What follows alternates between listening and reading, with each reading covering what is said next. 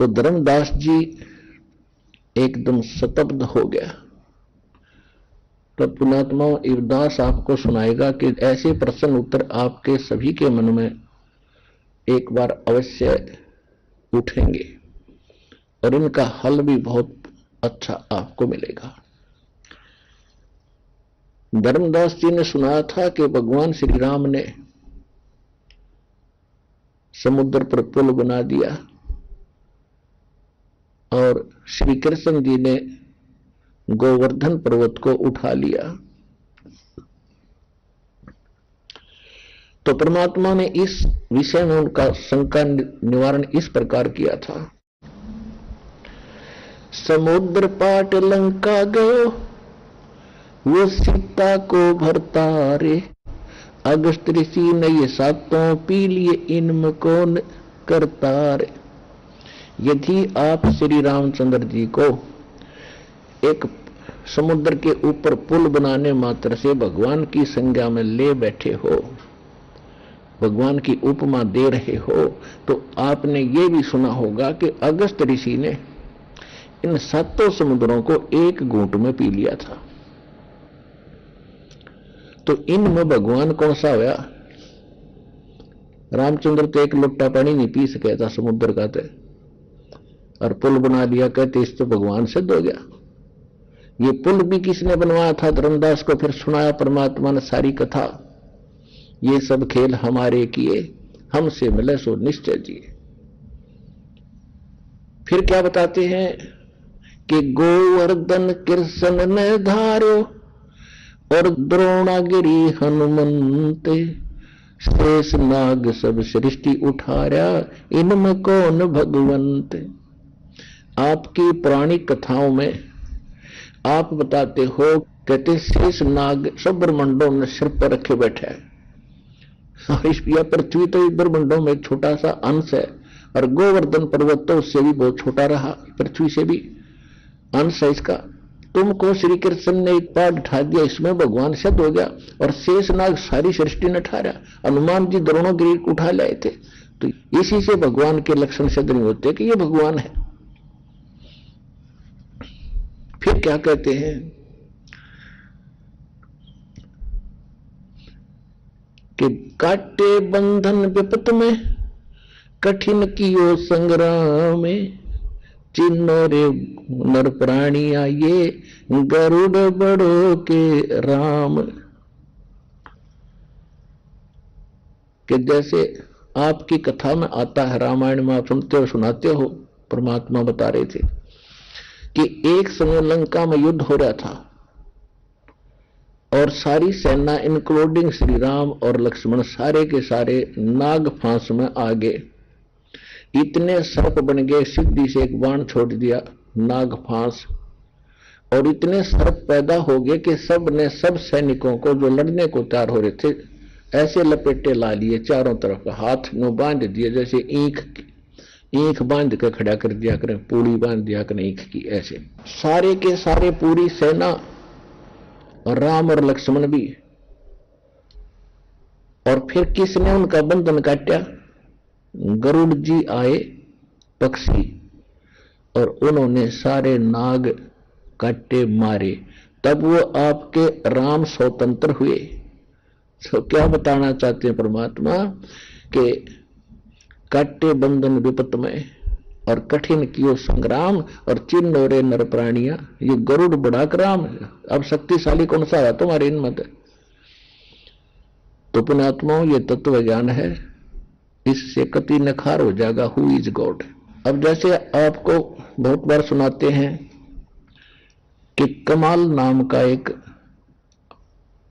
परमात्मा ने एक बालक जीवित किया था, और उसमें इतना अभिमान हो गया था, सेवा करता था परमेश्वर कबीर जी की, तो उसमें ये अभिमान हो गया था कि मेरे जैसा सेवक परमात्मा का कोई होगा ही नहीं।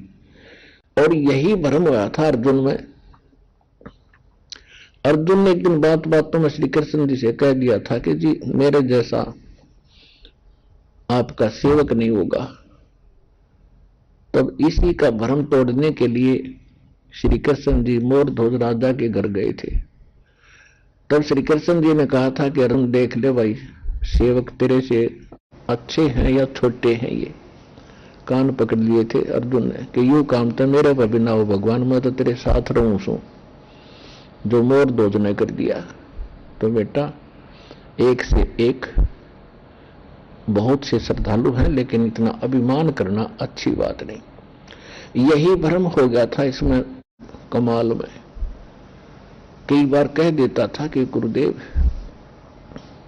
क्योंकि और भगत भी कह देते हैं बड़ा सेवादार है, फिर उसकी काख फूल जाती है। कहा भाई, तो परमात्मा से एक दिन उसने भी कई बार बोल दिया था जी, कहीं जाना होता तो परमात्मा कहा करते कि कमाल चलेगा। कहां जी, और मेरे बिना सेवा आपकी कौन करेगा। तो मालूम था परमात्मा को कि इस नालायक का अभिमान हो गया। अब इसको दिखाता हूं सेवक किसे कहते हैं। कहता है मेरे जैसा सेवक नहीं आपका। अब परमात्मा ने कहा कि भाई मेरे साथ चलोगे। एक तो बाजीद जी थे, बाजीद जी मुसलमान धर्म के बाजीद जी एक संत हुए हैं। पहले वो राजा थे। वो पिछली पुण्यात्मा ही भगवान के लिए तड़पती रहती है, क्योंकि वो सीधे स्वर्ग आदि से आते हैं। उनके शेष पुण्य बचे होते फिर राजा बन जाते हैं। तो उस सुख के सामने यहाँ राजपाट का सुख कुछ नहीं होता। एक दिन चलते चलते उनके काफिले, राजस्थान की बात है, मरुस्थल की, एक काफिला जा रहा था राजा का, बाजीद का, और ऊंट मर गया। ऊंट मर गया। वो ऐसी घाटी से गुजर रहे थे कि उस ऊंट के मर जाने से काफिला बंद हो गया। और राजा का काफिला बगैर राजा की आज्ञा से बंद हो जाए तो उसको सहन नहीं होता। उसने कारण जानना चाहा और किसने ये काफिला रोका, उसको बुलाओ, उसको सजा देता हूं। तब उनको बताया गया कि ऐसे एक ऊंट मर गया जी, और रास्ता ब्लॉक हो गया, जाम लग गया, वो हटाना पड़ेगा, कुछ समय लगेगा। कहने लगा मुझे दिखाओ कैसे मर गया, मेरी आज्ञा बिना ऊंट कैसे मर गया। अब इतना ज्ञान हो है, अभिमान इतना हो जाता राजा में। जब उसने जाकर देखा, अब उसने देखा ऊंट के कान भी ओके, आंख भी न्यू की न्यू, हाथ पैर सारे ठीक, सारा शरीर ओके है। उसने कहा कि वो मरा कहां से है। तो उनके साथ कुछ विद्वान व्यक्ति भी होते हैं, धार्मिक व्यक्ति। उन्होंने बताया राजन, इसका संस्कार था, पूरा हुआ, वो जीव इसके अंदर था, वो चला गया। कि ऐसे अचानक चला गया खां जी। तो फिर उसके मन में आया कि क्या मैं भी मर जाऊंगा। अगजी सभी मरेंगे, सबने जाना है। बोला वापस चलो। फिर इसका समाधान क्या है। तो कुछ धार्मिक व्यक्ति थे, इसका समाधान भक्ति करने से होता है। घर त्याग कर और जंगल में जा बैठे, वहां परमात्मा मिले। परमेश्वर ने कहा कि भक्त ऐसे भी ना मिले भगवान, चाहे कितना बैठ ले, जब तक सच्ची भक्ति नहीं करेगा। तो उनको परमात्मा ने ज्ञान सुनाया। फिर वो उस झोपड़ी ने छोड़कर कबीर साहब के पास आते रहते थे सत्संग सुनने के लिए। और ये वाजिद जो थे, ये शेख फरीद वाली ही आत्मा थी। पुण्यात्मा ये दातम ज्ञान है, ये बहुत देर तक क्लियर होगा, आपको बहुत देर तक कंप्लीट समझ में आओगा। तो वाजिद जी और कमाल जी को कहा परमात्मा ने कि भी मेरी इच्छा हो रही है कि इन भक्तों से मिलना चाहता हूं मैं, आप मेरे साथ चलोगे। कमाल के तो वही शब्द थे, हाँ जी, मेरे बिना आपकी सेवा कैसे होगी। परमात्मा बोले चलो बेटा। तो वो तीनों जने पैदल चल पड़े। अब परमात्मा कबीर जी के शिष्य थे, एक सम्मन नाम के मनियार थे, मनियार जो चूड़ी चाड़ी बेचा करते। और 3 प्राणी थे घर में, एक सम्मन, उसकी पत्नी का नाम था नेकी और पुत्र का नाम था सेऊ। वो परमात्मा के भगत थे। और परमात्मा ने कहा था चलो भी अपने कुछ भक्तों से मिलकर आते हैं। वो उधर से चल पड़े। उस साइड में क्या था कि ये सम्मन और उसकी पत्नी दोनों चूड़ी पहनाने का कार्य किया करते थे। और जहां भी ये बैठते थे चूड़ी पहनाने का कार्य करते समय भी ये भगवान की चर्चा सुनाया करते थे, क्योंकि भगत पर डट्या ना था, यो ज्ञान समझ माने के बाद। और अपने परमात्मा कबीर जी की गुरुदेव की महिमा सुनाया करते थे कि सिकंदर लोधी के जलन का रोग था, हमारे गुरु जी ने ठीक कर दिया। सिकंदर लोधी ने स्वामी रामानंद जी की गर्दन काट दी थी, हमारे गुरुदेव जी ने जीवित कर दिया। मुसलमानों ने एक परमात्मा के साथ षड्यंत्र रचा था, राजा को भ्रमित किया था। कबीर साहब के सामने एक गऊ काट दी थी और कबीर साहब ने वह जीवित कर दी। इस तरह की कथाएं सुनाया करते थे। नेकी बहनों में जाती थी वो भी सुनाती थी, और सम्मन भी बहनों को चूड़ी पहनाते समय ये सब सुनाता रहता था। तो वो जो सुनते थी वो ऊपर से तो यश करती थी, पर अंदर से उनके मन में दोष रहता था कि ये तो पागल हो रही है, एक दानक न इतना बड़ा बतावे, एक जुलाहा है, वो क्या कर सकता है। और उनके मन में ये भी आता था कि यदि वो इतना शक्तिशाली है तो ये तुम्हारी क्या स्थिति है, कितने निर्धन हो, ये कितने निर्धन है, क्या इनको धन नहीं दे सकता, ये भोली भाली है, उसका फंसगी। तो वो औरतें उस नगर की न सोचा करते रहे। उस नगर में ज्यादा पैसे वाले व्यक्ति बहुत रहते थे, सेठ साहूकार ज्यादा थे,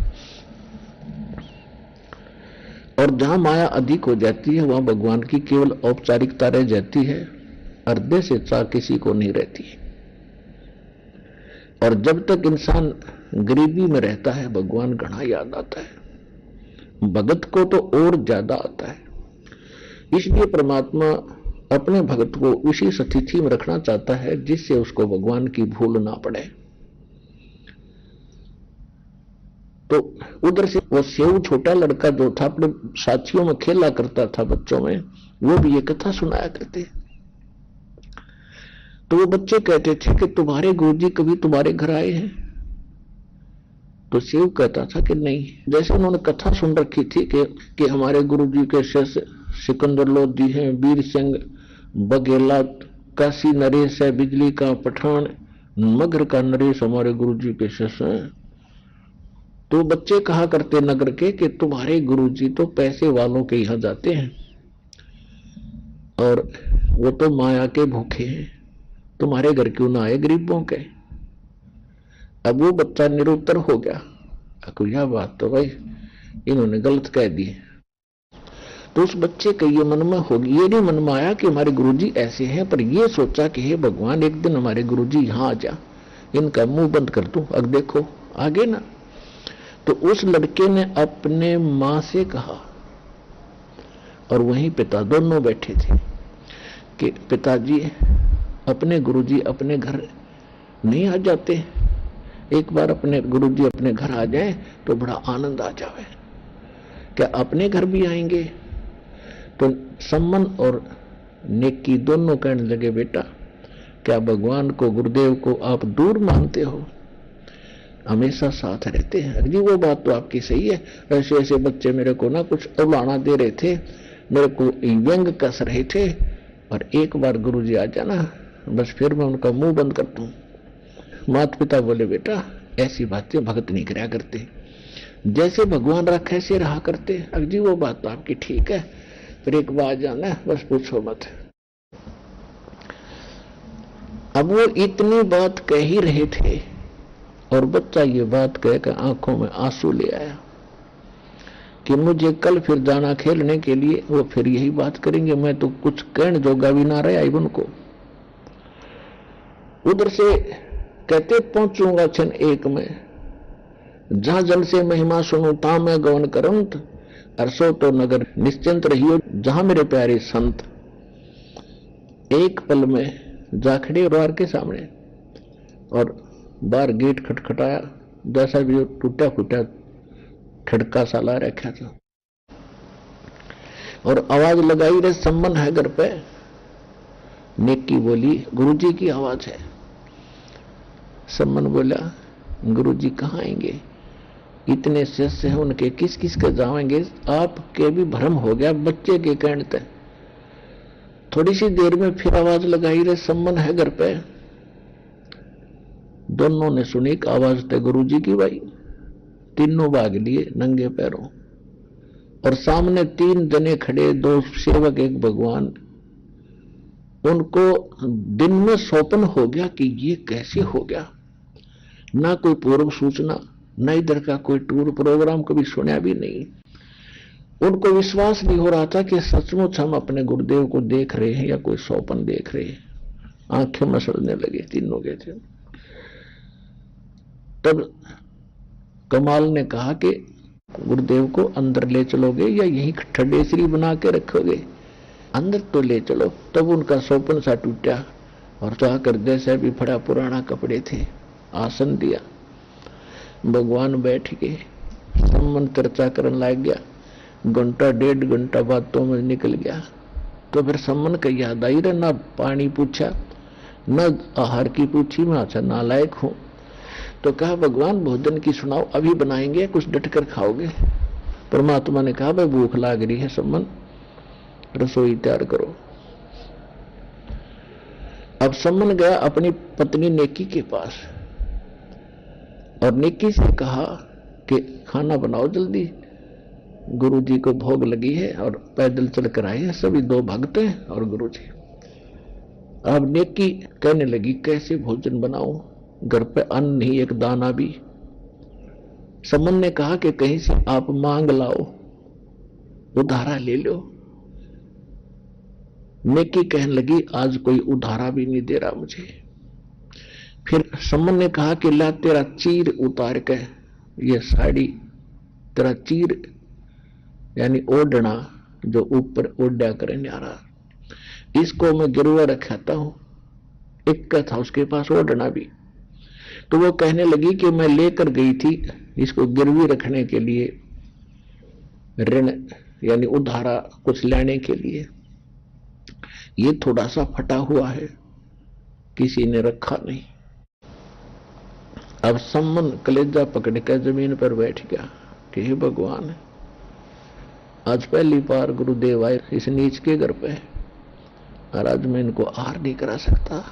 अपनी किस्मत को बुरी तरह कोस रहा था। परमात्मा, इस पापी को ना जन्म देते तो अच्छा था, और आप आगे अब घर से भूखे जाएंगे। तब नेकी ने कहा कि ऐसे चिंता करने से बात नहीं बनेगी, आप ऐसे करो, रात्रि में दोनों पिता पुत्र चोरी कर लाओ, कुछ आटा ले आओ, इतना ही लाना जितना इन तीनों गुरुदेव और भक्तों का काम चले, ज्यादा ना लाना। और अब गुरुदेव से कह दो भगवान सवेरे भोजन कराएंगे, ये जानी जान है, संकेत समझ जाएंगे। तो जो सेऊ था बेटा रोज सुना करता माता पिता से और गुरुदेव के सत्संग की जानकारी, कहने लगा माता, परमात्मा गुरुजी कहते हैं कि जो चोरी करते हैं उनका सर्वनाश होता है, ये तो घोर पाप है माता जी। तो मां ने कहा बेटा देखो इसमें पाप नहीं लगता, चोरी करके दान कर दे। तो शिव के मन में यह बात समाई नहीं है, चोरी तो चोरी ये है मां, किसी तरह कर लो। तब नेकी ने बताया बेटा सुन ले बात मेरी, तेरी बात कति 100 की 100 साची है बेटा, चोरी तो चोरी है, चोरी करके दान करने का फायदा क्या हुआ? मैं तेरा विवेक देखूं थी बेटा, तो सच्चा भगत है। पर एक बात सुन, इस नगर के लोग भगवान से कोसों दूर हो गए। आज ये जानबूझकर एक 3 सेर आटा नहीं दे रहे हमारे को, और ये कह रही है औरतें कि आज तो तू कह रही है मेरे घर पर गुरुजी आ रहे हैं, और तेरे गुरुजी समर्थ है, पता नहीं राजाओं को कि जलन के रोग दूर कर दिया, उसके राजा चेले हैं और मुर्दे को जीवित कर देते हैं। क्या तुम्हारे 2 रोटी नहीं देंगे? तो हमारे पास आज आटा नहीं है। ये जानबूझ कर बकवाद करे बेटा। और जिस नगरी से संत अपमानित होकर चले जाते हैं वह नगरी बसा नहीं करती। ये सर्वनाश को प्राप्त हो जाएंगे बेटे जब परमात्मा नो के नो चले गए थे। भगवान सजा नहीं देंगे, लेकिन यहाँ का जो नियम है इस काल भगवान का, ये फिर माफ नहीं कर पाओगा। अब जैसे प्रधानमंत्री का कोई पत्थर मार दे, प्रधानमंत्री उतर कर उनका पीछे ना भागे, वो तो और बतेरे एजेंट है, पुलिस वाले पकड़ के उसकी देही तोड़ेंगे, ठोकेंगे जेल में, क्योंकि उनकी क्रिया ठीक नहीं थी। तो आज ये उस अतिथि में इब देख ले बेटा, जब इस नगर का नाश करवाना है तो ठीक है, बैठ जाओ मौन साध के, क्योंकि हमने इस नगर का अन्न खाया है और बेटा ये हमारा फर्ज बनाइए। तो बालक है, इनकी आंखें बंद होगी, माया की चर्बी चढ़गी इनके, इसने माया की भांग पी ली। और फिर एक कथा सुनाई कि एक नगर था, उस नगर में पैसे वाले लोग गणे थे और वो इतने अभिमानी हो गए थे, केवल एक राम कृष्ण का जाप करें थे और किसी तो बात नहीं करे थे। कोई साधु संत अगर मांगने आ जाता तो उसको अपमानित करके भेजते थे, एक दाना एक रोटी का टूक भी नहीं देते थे और उनको धिक्कारा करते थे कि तुम करके खाया करो, मस्टंडे फिरते हो। उस नगर के बाहर बनी में एक साधु सिद्ध आ गया, उसके साथ एक चेला था 18-17 वर्ष का। संत वहां आकर रुक गया बनी में और चेले को सुबह भेज दिया, बेटा भिक्षा मांग लिया। सारे नगर में चक्कर काट कर लड़का वापस आ गया। सबने अपमानित किया कि कमान जोगा है तू, क्या तुम करके नहीं खा सकते, धक्के खाते फिरते हो। लड़का वापस आया तो बाहर जिस रास्ते से वो आता और जाता था नगर में, उसके लास्ट कोने में, कति लास्ट में एक कुम्हारी रहा करती थी, विधवा थी, 3-4 बच्चे थे, वो अपनी मेहनत करके उनका पालन पोषण किया करती थी। अब कुम्हारी ने पहले दिन देखा कि बाबा जी भिक्षा लेने गया और खाली जाता भी देखा, तो लड़के ने जाकर कहा कि गुरुदेव ऐसा नगर कदे देखा नहीं हमने, ये तो 16 माथे भी ना बोलते, ढंग से बात भी ना करते, गुरुदेव भिक्षा तो दो चाहे ना दो, और ऐसे ऐसे कहते हैं। तो गुरुजी ने कहा बेटा तू कल फिर जाना सुबह सुबह। वो सुबह फिर गया, उसी तरह सुन के वो वापस फिर आ रहा था। तो उस कुमारी ने सोचा कि छोटा सा बालक भूखा मर जाएगा, इसने रोटी नहीं खाई काल तक, यहां से इसको मिलाई कुछ नहीं। तो उसने हाथ जोड़कर कहा कि महाराज मैंने कल भी आपको देखा पर मैं टोक नहीं सकी, क्योंकि मैं एक कुम्हार जाति से हूं और कई साधु संत दूसरी जाति का भोजन नहीं करते, वो ब्राह्मण या बनियों का ही करते हैं, ऐसे टाइप के भी होते थे, इसलिए मैंने आपको रोक टोका नहीं। लेकिन आज मेरे तो रुका नहीं गया, अपने बच्चे जैसा लगता है तू, और मेरे पास कुछ आटा है, बना बनाया भोजन भी है, दोनों दे देती हूं, जैसा उचित समय कर लियो। और बता देना साधु को कि कुम्हारी के घर से लाया हूं। उसको डर लगता था कि धोखे से कभी खाकर फिर पता लगा संत दुराशीष ना दे दे। तो उस लड़के ने कहा डाल दे माई, जैसे आज्ञा हुक्म होगा गुरुदेव का वैसे हम कर लेंगे, आज्ञा देंगे तो हम खा लेंगे, ना रख देंगे। गुरुदेव ने पूछा बेटा दिया किसी ने भिक्षा? कि महाराज सारी कहानी बता दी, उस नगर से मैं वापस आ लिया था, एक माई ने ऐसे ऐसे कहकर ये कुछ आटा दिया। गुरुजी बोले बेटा तू खा रोटी, और रोटी खाकर तू वापस जा, और उस माई ने ये कह दिया कि अपना सारा सामान घर का लाद का गद्दा पे और अभी प्रस्थान कर जा, आज रात में ये नगर नहीं रहेगा। अब उस लड़के ने सोचा मैं अब जाकर नौकूंगा, बुढ़िया नौका गया सियापत मोल ली, इन रोटी दी तो मेरा घर भी छूट गया। वो बच्चा ने सोच ही रहा था तो संत ने कहा कि एक और कह दिया उसको माई को कि जहां तुझे रात्रि हो जा वहीं रुक जाना, वहीं तेरे नाम तक गांव बस जाएगा बेटी, तेरा पूरा कुल चलेगा। अब उस संत ने आकर लड़के ने सारी कथा बता दी और कहा कि किसी को बतावा नहीं की, नहीं तो बात बिगड़ जाएगी, जब उसने जिक्र भी कर दिया था। तो उस बच्चे ने आकर सारी कहानी बता दी, माई ऐसे आदेश है गुरु जी का। वह समझ गई कि मैं बता भी दूंगी, इनका कल ठिकाना नहीं ना, मैं क्यों दोषी बनूं। अपना लाद का गधों पर सारा सामान चाल पड़ी, वहां से 8-10 किलोमीटर जाकर वह रात होगी, शाम हो गया, वह रुक गई। पीछे से रात्रि के समय एक भूकंप टाइप ऐसी स्थिति बनी और पूरा नगर बेटा नाश में आ गया। तो आज इस नगर की वो स्थिति समझ लेना, कल यू साबित पावेगा नहीं, जहाज ये भूखे चले गए थे। अब तुम देख लो बेटा, या चोरी है या क्या चीज है। सेव खड़ा हो लिया कमा, इनकी रक्षा के लिए हम कुछ भी करना पड़े। दोनों पिता पुत्र रात्रि में चोरी करने चल पड़े। पहले कच्चे मकान होते थे, एक सेठ के द्वार में सुराख बना लिया अंदर जाने का। अब सम्मन कहता है कि बेटा तू बाहर रहना, और अगर तू अंदर जाएगा और लाला जी पकड़ लेगा, लाला जी की मित्रता यहाँ के राजा के साथ भी है, और बेटा तुझे सजा मौत दे देंगे ये, फिर हम क्या करेंगे जी कर। तब सेव ने कहा कि पिताजी ऐसे करो, मैं बालक हूं, आप पकड़े गए तो आपको तो सीधी सजाए मौत होगी और मुझे माफ भी कर देंगे, मैं जाता हूं। नो कहकर उसमें घुस गया। सम्मन ने कहा कि तेरी मां का आदेश है बेटा, 3 शेर लाना, ज्यादा अनमन नहीं लेना। अब उसने जाकर अंदाजा सा 3 शेर आटा अपनी फटी पुरानी चादर में बांध कर और चलन लगा, तो आवाज होगी, खुड़का हो गया।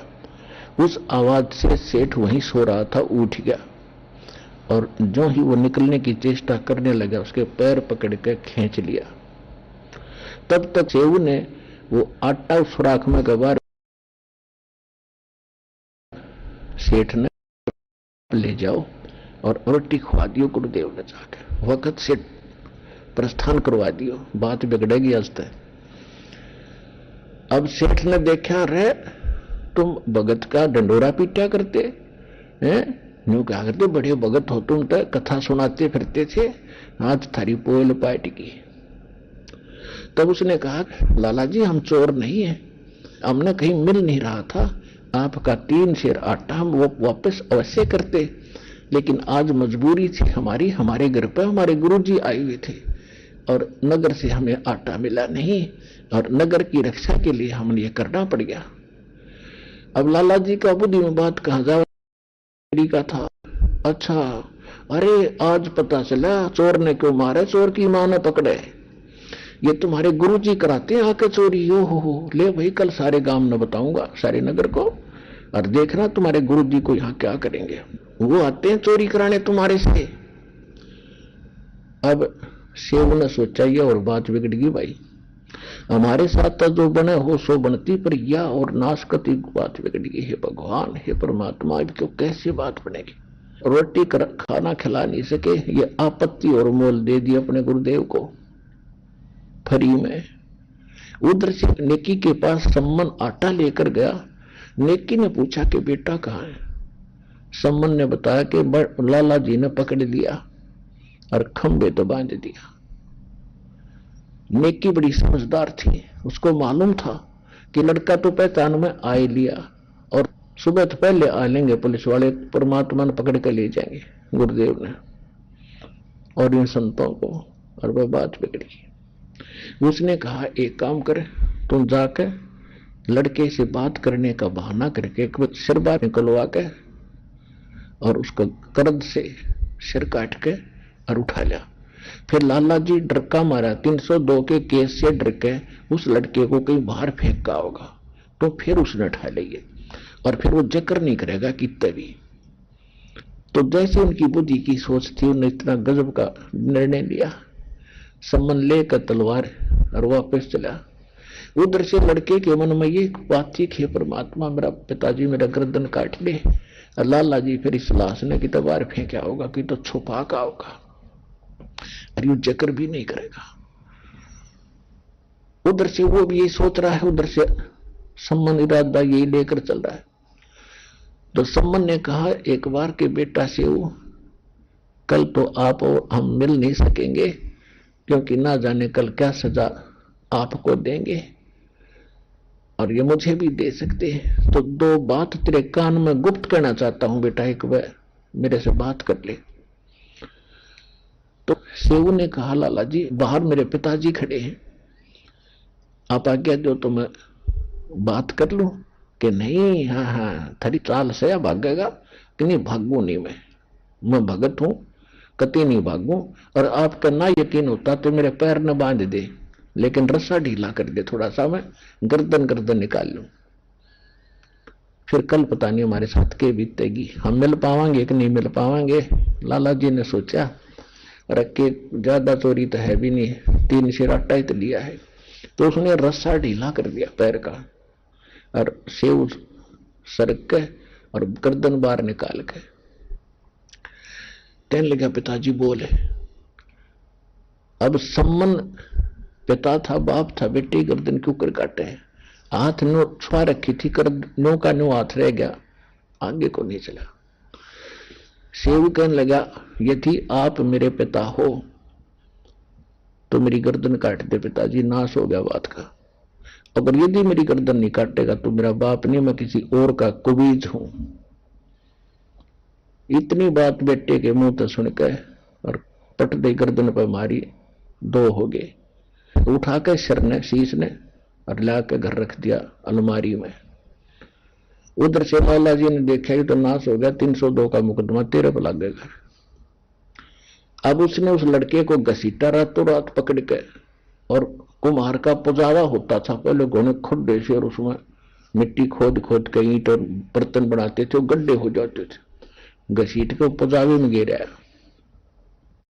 नेकी कहने लगी, आप फिर जाओ। अब लड़का की तो बाहर पड़ा पाओगा और उसके निशान देखना, क्योंकि लाला जी किसी को शेयर नहीं करेगा, इकला करेगा इस काम ने। और वो घसीट के ले जाएगा, बच्चे के चिन्ह जहां जा रहे हो उस दड़ ने बिठा लेगी। अब लाला जी तक डाल के उसने बाहर, और आके अपनी बना के वो जो सुराख हुआ था द्वार में, वह एक सार कर ली, चना के और लीप के और सूखा रेता मार के ऐसा बना दिया जैसे कुछ होया ही को नहीं। अब सम्मन ने देखा, कहा यो तो कति ओके कर दिया इसने। लड़के के जो निशान थे घसीट के, वहां पहुंचा, लड़के को उस धड़ को उठा लिया और ला के अपने झोंपड़ी के कुएं फटी पुरानी बोरी पल्ले डाल दी। इस सारे प्रोसीजर में सुबह होगी। नेकी बोली, मैं जल्दी भोजन बनाती हूं, और गुरु जी से कह दे नहा धो ले, और कह दिए महाराज आप रात को भूखे रह गए थे, अब वह अच्छे भोजन इसलिए बना दिया, और वो कह रहे थे सुबह हमने जल्दी जाना है तो जल्दी उठा दे, किसी ने पता लग गएगा, किसी ने ना लग गएगा। तो बेटा कटा पड़ा है, न बोली आंखों में आंसू नहीं आ जाना चाहिए, कदे गुरुदेव को और संतों को पता लग जाए भोजन नहीं खाओगे। बेटा कटा पड़ा है और रोटी बना रही है माता, भोजन बनाकर तैयार कर दिया। महाराज जी को संदेशा मिला, तीनों आकर बैठ गए। तो उन्होंने 3 बर्तनों में, 3 दोनों में सारा भोजन डाल दिया। अब परमात्मा ने कहा कि भाई ऐसे नहीं, आज तो इकट्ठे बैठ के खाएंगे सारे भगत और हम, इस भोजन को 6 पात्रों में डालो। 3 तो परमात्मा के साथ थे, 3 और 3 वो सदस्य। परमात्मा ने कहा कि 6 जगह डालो, उन्होंने 5 जगह डाल दिया। परमात्मा ने कहा नहीं 6 जगह डालो। अब वो नो पूछना चित नहीं समझा कि नो पूछे भाई छठा क्यों नहीं है, तो उन पसीने आ रहे थे कि बतावांगे। आखिर में ये सोच ली थी गुरु जी का अगता चाहे झूठ भी बोलनी पड़ो, इनको भोजन कराना ही पड़ेगा, कह देंगे जी कि तक खेलन जा रहा सब मालिक है। लेकिन मालिक ने कहा नहीं 6 जगह बनाओ। ये 6 जगह कर दिया कि बैठ जाओ। वो दोनों वह बैठ गए, तीनों परमात्मा और वो भगत बैठ गए और छठा खाली रखा। तब परमात्मा ने कहा कि आओ सेव जीम लो, ये प्रसाद प्रेम, और बेटा सिर कटा कर चोरों के संता को नितक सेव। कहते सेव डड़ पे शीश चढ़ा, सेव डड़ पे शीश चढ़ा, अपने आप अलमारी से उठ कर सिर और उस धड़ के ऊपर लग गया। सेव धड़ पर शीश चढ़ा, वो आ बैठा पंगत मां, और नहीं निशानी गर्दन पे यो ओ सेवक ना। मात पिता नो कलर हटा हटा के देखे, निशान भी कोई ना। बोलो सतगुरुदेव। कबीर भगवान की जय हो।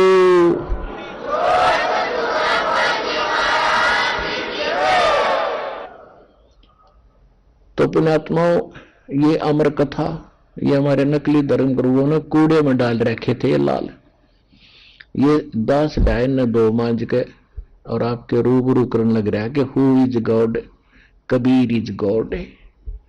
अब श्री कृष्ण जी ने जीवित कर दिया, लेकिन मोक्ष ना श्री कृष्ण का और ना मोर ध्वज और ताम्र ध्वज का। भगवान की अगर उसी से लीला भगवान मानते हो तो वो मोर ध्वजाली भी करके दिखा दी और फिर उनको ऐसा मंत्र दिया, उनका मोक्ष हुआ। तो इस परमात्मा के दरबार में, क्योंकि ये कंप्लीट गॉड है और इसमें कंप्लीट रिलीफ मिलेगा, पूर्ण सहारा मिलेगा आपको।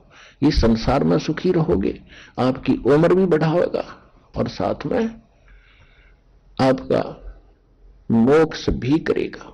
अपने आत्माओं, परमात्मा हमें आकर ज्ञान देते हैं कि आप काल के लोक में फंसे हो धर्मदास, और आप जी को उस स्थान का ज्ञान नहीं। कौन से स्थान का? आइए अब हम उन श्रद्धालुओं के अनुभव जानते हैं जो जगत गुरु तत्वदर्शी संत रामपाल जी महाराज जी से दीक्षा प्राप्त कर चुके हैं तथा उनके द्वारा बताए गए भक्ति मार्ग पर चल रहे हैं। नमस्कार जी। नमस्ते सर। क्या नाम है आपका? सुनीता दासी। बहन जी, आप कहाँ से आए हैं? मैं अलवर राजस्थान से हूँ। संत रामपाल जी महाराज जी से आपने नाम दीक्षा कब ली? 7 दिसंबर 2009 को। संत रामपाल जी महाराज जी से नाम दीक्षा लेने से पहले आप क्या भक्ति साधना करते थे? जो हिंदू धर्म में प्रचलित है वही साधना, देवी देवताओं को मानना, मतलब और जो पूर्वज करते श्राद्ध पितर पूजा सब कुछ करते थे। व्रत भी रखती थी। मैं छोटी सी थी जब से मंदिरों में जाना, जैसे महिलाओं को, बुजुर्ग महिलाओं को देखती थी उनके अकॉर्डिंग कि मैं उनका पीछा, जैसे वो परिक्रमा लगाती तो मैं भी लगाती थी, सब कुछ वो करती थी। मैं छोटी सी से मतलब पूजा अर्चना में बहुत ज्यादा मतलब मुझे श्रद्धा थी। नवरात्रि हमारे मायके पक्ष में होता नहीं था, लेकिन मैं देवी जी को बहुत ज्यादा इष्ट मानती थी, इसलिए घर वाले मना भी करते थे तो मैं पड़ोस में जाके नवरात्रि की पूजा करती थी। इस पे मेरी बुआ बोलती भी थी कि तू क्या कर रही है, अपने घर में ये होता भी नहीं है, फिर भी पता नहीं तू क्यों देवी को मानती है। लेकिन मैं फिर भी चोरी छिपे जैसे भी मैं देवी जी की पूजा करती थी। बहन जी, आप इतनी भक्ति साधना कर रहे थे, यहाँ तक कि आप देवी जी को चोरी छिपके से भक्ति करते थे देवी जी की। यह भक्ति साधना करने से आपको क्या लाभ प्राप्त हुए? सर, लाभ की तो बस कुछ भी प्राप्त नहीं हुआ, क्योंकि 14 साल की उम्र में ही मेरी मम्मी का निधन हो गया था। मैं जानती भी नहीं थी कि भगवान से क्या, किस तरह से पूजा अर्चना करनी है, किस तरह से क्या मन्नत मांगनी है। हमारे अलवर राजस्थान में ही भर्तरी बाबा की स्थान है, धार्मिक स्थल है, वहां पर सब सवामनी वगैरह करते थे। तो मैं बहुत छोटी थी तो मैं वहां पर मैं भी गई थी धार्मिक स्थल पर। भर्तरी बाबा के सामने कहा यहाँ पे जो भी मांगते हैं वो मन्नतें पूरी होती है। मैं जानती भी नहीं थी मन्नत होती क्या है, सवामनी क्या होती है, लेकिन फिर भी मैंने भर्तरी बाबा जी के जाके कहा कि पर हे भर्तरी बाबा, मेरी मम्मी को सही कर दोगे तो मैं सवामनी करूंगी। सवामनी होती क्या है मैं जानती भी नहीं थी, लेकिन फिर भी मैं मन्नत मांग के आई, लेकिन कुछ भी लाभ नहीं हुआ। जिसने जहाँ कहा हमने वो व्रत किया, लेकिन फिर भी किसी ने भी मेरी मम्मी को नहीं बचाया। मैं वैश्य जाति से हूँ, इसलिए वैश्य जाति में वैसे ही पूजा अर्चना उद्यापन सब कुछ होता था, इसलिए हम सारी धर्म पूजा करते थे, लेकिन कुछ भी हमें लाभ नहीं हुआ।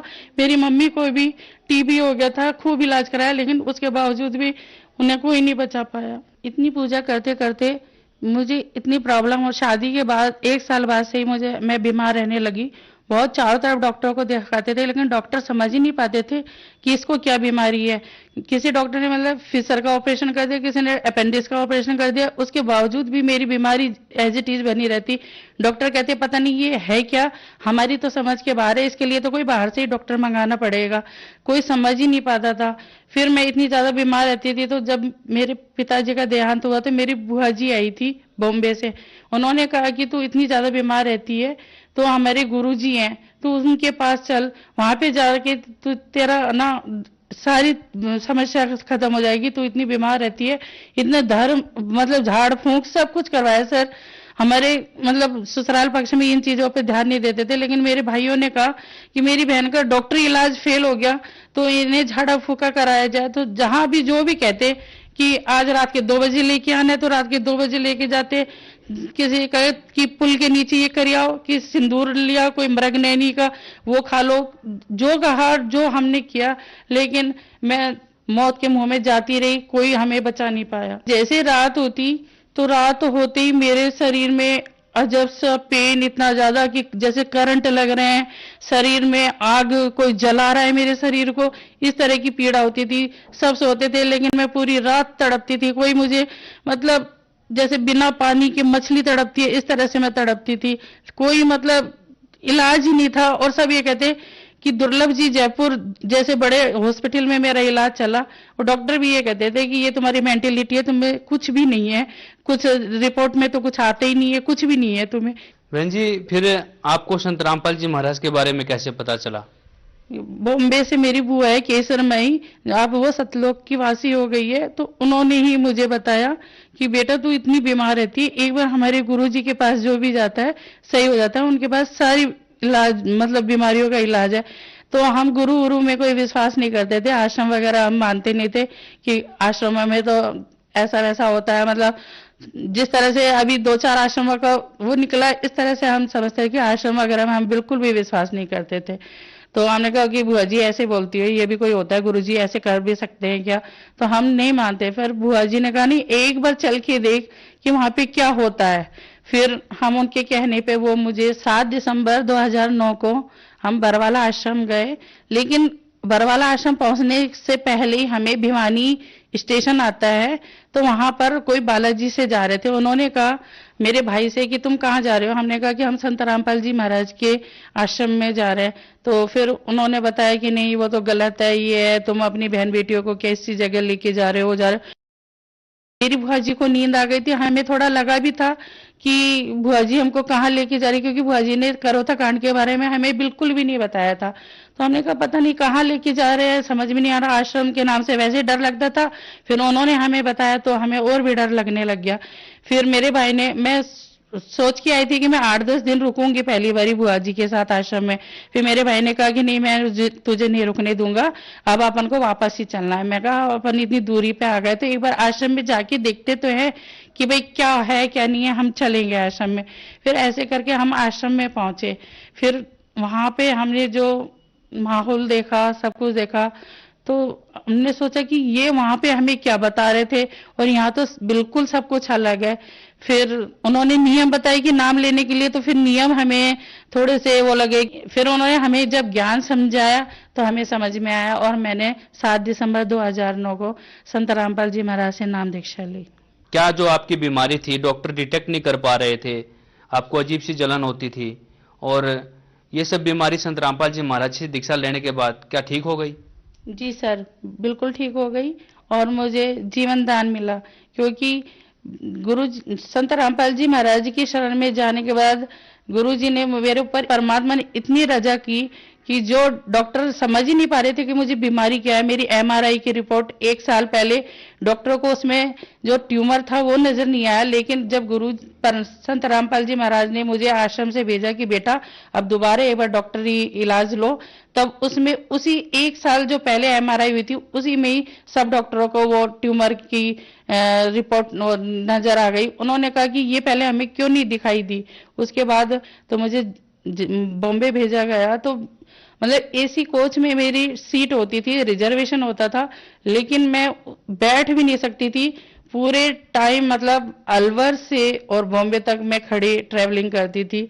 मुझे देख के सामने वाला भी रोने लग जाता था, इतनी तड़पती थी कि कोई मुझे मतलब कोई सो ही नहीं पाता था। सब देखते थे कि ये कितनी तड़पती है, इतना ज्यादा पेन होता था कि बता नहीं सकती। वो दिन याद करके सर, मेरे छोटे छोटे बच्चे थे, मैंने परमात्मा से कहा कि परमात्मा मेरे बच्चे मेरे बिना अनाथ हो जाएंगे। परमात्मा ने कहा कि बेटा बंदी छोड़ तेरे साथ है, मैं तेरे साथ हूँ, तो जा डॉक्टर के पास। जैसे ही मैं गई वहां पे उन्होंने कहा कि 36 घंटे का ऑपरेशन है, डॉक्टर खुद भी नहीं बता पा रहे थे। 2 डॉक्टर थे, आधे शब्द वो बोल रहे थे, आधे वो बताने में भी हिचकिचा रहे थे कि इसको कैसे बताया जाए कि किस तरह की बीमारी है इसे। फिर भी जैसे तैसे करके उन्होंने बताया। उन्होंने कहा कि आपको लाइट बात की जगह हटा दी जाएगी, परमानेंट थैली लगी जाएगी। इस तरह के करके उन्होंने मेरा मेजर ऑपरेशन बताया। 3 बार डॉक्टरों ने मुझे ऑपरेशन की डेट दी। तो जैसे ये पहली बार बताया तो मैं इतनी रोई गुरुजी के सामने आके कि गुरुजी अब मैं क्या करूं, संत रामपाल जी के सामने गिड़गिड़ाई। परमात्मा ने कहा बेटा मैं तेरे साथ हूं, तू जा। मैं जब भी ऑपरेशन के लिए बॉम्बे जाती तो गुरुजी के आश्रम में जरूर आती थी आशीर्वाद लेने के लिए। परमात्मा कहते कि तू जा, मैं तेरे साथ हूं। फिर वहां जाके एक बार हमने मेडिसिन तक ले ली थी, लेकिन फिर मैं गुरुजी को मैंने ईमेल भेजा बॉम्बे से कि गुरुजी अब मुझे कोई नहीं बचा सकता, मेरा क्या होगा। परमात्मा ने कहा कि बेटा चिंता मत कर, मैं तेरे साथ हूं, मैं तेरे साथ कुछ भी बुरा नहीं होने दूंगा। उन्होंने दूसरी बार भी मेरा ऑपरेशन टाल दिया। तीसरी बार फिर डॉक्टरों ने कहा कि लास्ट डेट दी। मैं कहा बार बार मुझे ये डेट दी जा रही है और अब मेरा क्या होगा। मैं तीसरी बार हमारा नंबर आने वाला था, डिस्प्ले पे नंबर आने वाला था। डॉक्टर ने कहा वेट करो, क्योंकि मीटिंगें चलती थी मेरी। जब डॉक्टर बताते थे उससे पहले मीटिंग करते थे, फिर उसके बाद हमें बताते थे कि मेरे साथ क्या होना है और क्या नहीं होना। फिर उन्होंने जगह जगह मतलब सारे 4-5 टीम होती थी, गैस्ट्रोलॉजी की, प्लास्टिक सर्जरी, सबसे मिलने के लिए कहा कि तुम जाओ।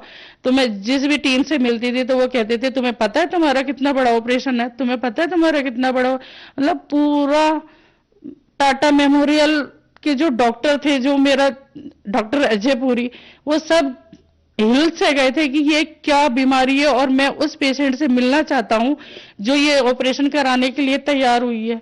मैं तैयार केवल इसलिए हुई थी कि मेरे छोटे छोटे बच्चे थे और मेरे जो नंद की जेठ थे वो डॉक्टर थे। उन्होंने कहा कि अगर भाभी ऑपरेशन कराती है तो हो सकता है ये 8-10 साल जिंदा भी रह जाए और अपने बच्चे देख सकती है, बड़ा हो, इनके बच्चे बड़े हो जाए इतने।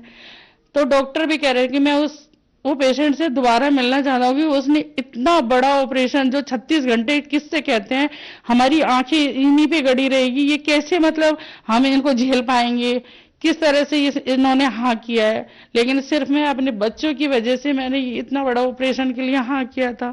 फिर डॉक्टर ने आखिर में डॉक्टरों ने कह दिया, तीसरी बार जब डिस्प्ले पे नंबर आया तो मैं मेरे हस्बैंड से कह रही थी कि 2 बार तो गुरुजी ने बचा लिया, अब मैं वापस नहीं जाऊंगी, अब मैं यहीं पे ही मर जाऊंगी। फिर डॉक्टर इतने में डिस्प्ले पे नंबर आया और डॉक्टर ने कह दिया कि हम आपका इलाज नहीं कर सकते क्योंकि आपकी बीमारी अब हमारे बस की बात नहीं है, ये बहुत ज्यादा फैल चुका है और हम कुछ भी नहीं कर सकते। अब हम ऑपरेशन भी नहीं कर सकते क्योंकि आपके पैर भी हटाने पड़ेंगे हमें। डॉक्टर ने कहा वैसे तुम अच्छे से चल रही हो फिर रही हो, लेकिन हमें पैर फिर भी काटने पड़ेंगे और हम जीते जी आपको व्हील चेयर पे नहीं बैठा सकते। फिर डॉक्टरों ने मुझे कह दिया कि सिर्फ एक ये जो मतलब 1-1.5 महीने के लिए हम आपको जिंदा रख सकते हैं, जो आपको रेडिएशन लगेगा। फिर मैंने रेडिएशन के लिए मना करा। उन्होंने कहा नहीं, आपको रेडिएशन तो लेना ही पड़ेगा, जिससे आपके ट्यूमर को हम मतलब बिल्कुल हटा तो नहीं सकते, लेकिन 1-1.5 महीने के लिए आपकी उम्र बढ़ सकती है। इतना ज्यादा पेन होता था कि मैं व्हील चेयर पे चलने लग गई थी, व्हील चेयर पे चलती थी। फिर थोड़े दिन आश्रम में रही, फिर बिल्कुल मुझे गुरु संत रामपाल जी महाराज ने कहा कि बेटा घर जाओ, तो फिर मैं धीरे धीरे अपने पैरों पे चलने लगी। लेकिन मैंने बॉम्बे में डॉक्टरों ने कहा कि अब आपका ऑपरेशन तो नहीं हो सकता, लेकिन आपको रेडिएशन तो लेना ही पड़ेगा। फिर डॉक्टरों के कहने पे मैंने रेडिएशन लिया। फिर मेरा 39 रेडिएशन लगा था। तो जैसे मैंने देखती थी कि 10-15 रेडिएशन के बाद किसी की स्किन जल के मतलब घाव से बाहर हट रही है, वो हो रहा है, तो मैं डरती थी कि मेरे साथ भी ऐसे ही होगा। मेरा तो 39, लेकिन डॉक्टर भी देख के कमाल शॉकिंग हो गए कि मतलब इतना रेडिएशन लगने के बाद भी मेरी स्किन पे कुछ भी नहीं हुआ। और डॉक्टर ने कहा कि रेडिएशन के दौरान आपकी तबीयत बिगड़ सकती है, आप साड़ी नहीं पहन सकते, गाउन पहनोगे, चल नहीं सकते मतलब, लेकिन मेरे साथ ऐसा कुछ भी नहीं हुआ। मैं लास्ट टाइम तक साड़ी भी पहने हुए थी, क्योंकि उन्होंने कहा गाउन पहनोगे क्योंकि वो शरीर में चिपक जाएगा, क्योंकि घाव बन जाएगा रेडिएशन लगने के बाद। लेकिन मेरे साथ ऐसा कुछ भी नहीं हुआ। और चारों तरफ जैसे इतनी बीमारी इतनी ज्यादा थी कि जहां भी मैं जाती तो सब कहते कि ये शाने भोपे की। उसके बाद भी कहते कि वहां चलो आप सही हो जाओगे। तो फिर मैंने कहा कि चाहे कुछ भी हो जाए, मैं संत रामपाल, मैंने पूरी दुनिया देख ली, जहां जहां हमें देखना था वो देख चुकी। अब संत रामपाल जी महाराज की शरण छोड़ के कहीं नहीं जाऊंगी, चाहे मेरी जान ही चली जाए। बस परमात्मा का वो दिन था, परमात्मा ने ऐसी रजा करी कि सिर्फ एक रेडिएशन ही लिया, और रेडिएशन इसका कोई वैसा इलाज नहीं है, केवल वो रोक सकता है, बीमारी खत्म नहीं कर सकता। लेकिन संत रामपाल जी की असीम कृपा से मेरा वो मतलब ट्यूमर कैंसर बिल्कुल ठीक हो गया। बहन जी, संत रामपाल जी महाराज जी की कृपा से जो आपका कैंसर ठीक हो गया, ये कैसे संभव हुआ, जबकि डॉक्टरों ने तो आपका ऑपरेशन करने से मना कर दिया था? जी, संत रामपाल जी एक संत नहीं, वो पूर्ण परमात्मा है। वो संत रामपाल जी के चोले में पूर्ण सृष्टि रचनाहार कबीर साहब आए हुए हैं। क्योंकि एक साइंस भी जहां फेल हो जाती है, वहां संत रामपाल जी का असर वो शुरू होता है। क्योंकि साइंस भी एक भगवान ही बना, साइंस भगवान से बढ़कर नहीं हो सकती, साइंस भी भगवान ने ही बनाई है। तो संत रामपाल जी की कृपा से ही मैं आज बिल्कुल सही, बिना ऑपरेशन। आज मैं टाटा मेमोरियल हॉस्पिटल में जाके देखती हूँ, छोटे छोटे बच्चे, बूढ़े बुजुर्ग सब इतना इलाज करा, और लास्ट में क्या होता है, मरते हैं। मुझे डॉक्टरों ने कहा कि सिर्फ 1.5-2 महीने आप बचोगी। मैं जब मेरे बच्चे छोटे छोटे थे तो मैं इतनी तड़पती थी कि जिंदा लाश थी ना, मैं लेटती तो कोई दूसरा ही लिटाता था, चद्दर भी कोई दूसरा उड़ाएगा, सब कुछ। और आज मैं अपने पैरों पे खड़ी हूँ। मैं दूसरों को भी, मतलब जो मुझे व्हील चेयर पे लेके जाते, आज मैं पब्लिक को व्हील चेयर पे लेके जाती हूँ, आश्रम में लेके जाती थी। और आज मैं घर पर बिजनेस भी शुरू कर दिया है। जो एक गिलास पानी नहीं, मेरी 2 साल की बेबी थी, उसको मैं दूध की बोतल, वो रोती थी, मैं दूसरों पे बोझ बनी हुई थी। मैं परमात्मा से ये कहती थी कि परमात्मा, मैं दूसरों पे बोझ कब तक। तो परमात्मा, संत रामपाल जी महाराज ने कहा कि बेटी तू चिंता मत कर, तू अपना बोझ खुद उठाएगी, अपने बच्चों का खुद काम करेगी, सब कुछ। मतलब जो मैं मन में सोचती थी, मैं सुनती थी कि भगवान भी कहाँ है, कैसा होता भी है क्या नहीं भगवान। मैं जब शुरू में संत रामपाल जी महाराज के पास गई तो मैं तड़पती थी इतना ज्यादा। ऐसा नहीं है, मैं 8 साल तक दिन रात, क्या होता है, मैं सोती नहीं थी, पूरी दुनिया सोती थी, मैं पूरी रात जगती थी, खड़ी रहती थी। मतलब पूरा टाइम मैं यही सोचती थी कि कब दिन की चिड़िया की आवाज आए। कब, मैं बॉम्बे में 4 महीने रही थी, तो मुझे ये लगता है कि कब सुबह लोकल ट्रेन 4 बजे शुरू हो जाती है, तो कब लोकल ट्रेन की आवाज शुरू हो कि भाई दिन का, मतलब ऐसे तड़पती थी मैं, दिन रात खड़े रहती थी। समझ में नहीं आता था कि मेरा ये जीवन इतना कष्टमय। मैं संत रामपाल जी महाराज से कहती थी कि मुझे मौत दे दो, मुझे मौत दे दो, मुझे नहीं जीना। क्योंकि जब मैं कहराती थी तो पूरा आश्रम गूंज जाता था, इस तरह की मुझे तड़प होती थी। फिर संत रामपाल जी महाराज ने कहा कि बेटा, मैं तुझे पीड़ा काटूंगा, मैं तुझे मौत नहीं दूंगा, मैं मेरी बेटी को बचा के रहूंगा। इतने साइंस तो इतनी है, क्यों नहीं इतने हॉस्पिटल भरे हुए, क्यों नहीं सही हो जाते, क्यों फिर भी मर रही है पब्लिक, क्यों? एक संत रामपाल जी महाराज जी ऐसे हैं जो जीवन रक्षक है। अगर सत्य भक्ति करे, श्रद्धा रखे, विश्वास रखे, आज आप केवल ये कह दो कि भाई संत रामपाल जी महाराज से कि मैं तुम्हारी शरण में आना चाहता हूं, तो तभी से तुम्हारे लाभ होना शुरू हो जाएंगे। बॉम्बे टाटा मेमोरियल हॉस्पिटल में जाके मतलब पूछ भी सकते हैं, जाके कह भी सकते हैं कि राजस्थान अलवर से सुनीता गुप्ता सैक्रम कोडोमा की पेशेंट है, वो सारी रिपोर्ट आपको देंगे। आप वहां पे जाके टाटा मेमोरियल में पूछ सकते हैं। बहन जी, मीडिया में दिखाया गया था कि जो सतलोक आश्रम में संत रामपाल जी के आश्रम में खीर बनती थी, पहले संत रामपाल जी महाराज दूध से नहाते थे, फिर खीर बनाई जाती थी, फिर भक्तों में बांटी जाती थी। ये बात कहाँ तक सही है? सर, ये तो केवल मतलब जैसे एक दूसरे की ज्वेलर्स की भावना से ये सारी बातें उखाड़ी गई थी।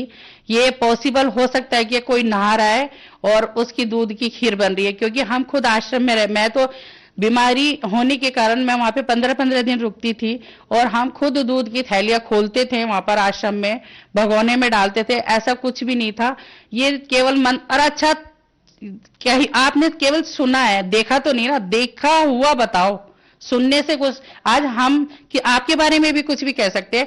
ये मीडिया जो बाहर इंडिया की मीडिया है वो इतनी भ्रष्ट है कि आज मतलब चंद पैसों के लिए वो बिक गई है, क्योंकि वो केवल अपने पेट भरने के लिए किसी की गरिमा को इतना गिरा सकती है, सोच भी नहीं सकते। मतलब आपने, हम तो वहां रहते थे कि ऐसा कुछ भी वहां पे नहीं था। संत रामपाल जी महाराज ने इन नकली धर्मगुरुओं की पोल खोलनी शुरू कर दी और केवल उन्होंने उन्हीं के शास्त्र, उन्हीं की लिखी हुई किताबों में से ही दिखाया था, अपनी तरफ से ऐसा कुछ भी नहीं था। केवल ये दिखा रहे थे कि देखो, और ये सरकार भी जैसे असली और नकली नोट को दिखाती है, तो वो ये हमारे संत रामपाल जी महाराज कह रहे थे कि असली क्या है और नकली क्या है। मतलब कि वो मनुष्य जीवन बड़ी मुश्किल से मिलता है, तो इसको व्यर्थ ही ना गवाया जाए। इसलिए केवल वो यही कह रहे थे कि आप क्यों इन भोली वाली जनताओं को बरगला रहे हो अपने अज्ञानता के कारण। सिर्फ वो सोच रहे थे कि ये हमारी दुकानें बंद होती जा रही है, तो ये केवल आक्षेप लगाया गया था और ऐसा वहां पे कुछ भी नहीं था। मैं समझती हूँ कि अगर दुनिया में कोई पाक पवित्र जो जगह है वो सिर्फ एक सतलोक आश्रम बरवाला ही है और कहीं भी ऐसा नहीं मिलेगा। बहन जी, आप भक्त समाज को क्या संदेश देना चाहेंगे? मैं तो सिर्फ इतना ही कहना चाहूंगी कि अगर इस संसार में हर कोई थोड़ा बहुत दुखी है, कुछ ना कुछ है। आज कैंसर के हर तीसरे घर में बीमारियों का वो है। कैंसर एक ऐसी लाइलाज बीमारी जो चारों तरफ फैलती जा रही है। तो मैं चाहती हूँ कि जिस तरह से संत रामपाल जी महाराज के आशीर्वाद से मुझे बिना ऑपरेशन, बिना मतलब मैं एक मेडिसिन तक नहीं खाती, तो मैं भी चाहती हूँ कि जो भी हैं सब संत रामपाल जी की शरण में आए और अपना कल्याण कराएं, अपनी बीमारियों से छुटकारा पाए, अपने दुखों से छुटकारा पाए। बहन जी, संत रामपाल जी महाराज जी से नाम दीक्षा कैसे ले सकते हैं? संत रामपाल जी महाराज से नाम दीक्षा बहुत सारे टीवी चैनलों पर संत रामपाल जी महाराज का सत्संग आ रहा है और उन पर सतलोक आश्रम के कांटेक्ट नंबर आ रहे हैं। तो वहां पर आप कांटेक्ट करके जो आपके समीप नामदान स्थल है वहां से नाम दीक्षा लीजिए। धन्यवाद जी। सच्चाई।